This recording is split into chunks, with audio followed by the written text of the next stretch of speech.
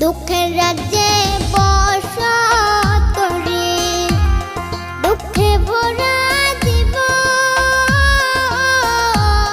দিনে দিনে দুঃখ বাড়ে, হয় না কেন মরণ আমার, হয় না কেন মরণ।